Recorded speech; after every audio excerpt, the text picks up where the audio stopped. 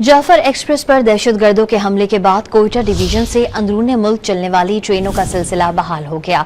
दहशतगर्दों का निशाना बनने वाली जाफर एक्सप्रेस को 16 रोज बाद सिब्बी रेलवे स्टेशन से पेशावर के लिए रवाना किया गया।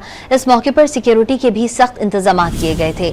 11 मार्च को कोयटा से पेशावर जाने वाली जाफर एक्सप्रेस को बुलान के इलाके में दहशतगर्दों ने हमला किया था, जिसकी वजह से ट्रेन का बलोचिस्तान से जमीनी राबता मुनक़ता हो गया था। गुज़िश्ता रोज वज़ीर रेलवे ने कोयटा रेलवे स्टेशन का दौरा करके अवाम की मुश्किलात को मद्देनजर रखते हुए ट्रेन सर्विस बहाल करने का ऐलान किया था। जाफर एक्सप्रेस पर दहशतगर्दों के हमले के बाद कोयटा डिवीजन से अंदरूनी मुल्क चलने वाली ट्रेनों का सिलसिला बहाल हो गया।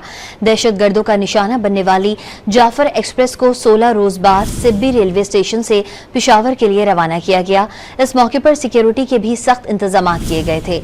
11 मार्च को कोयटा से पेशावर जाने वाली जाफर एक्सप्रेस को बुलान के इलाके में दहशतगर्दों ने हमला किया था, जिसकी वजह से ट्रेन का बलोचिस्तान से जमीनी राबता मुनक़ता हो गया था।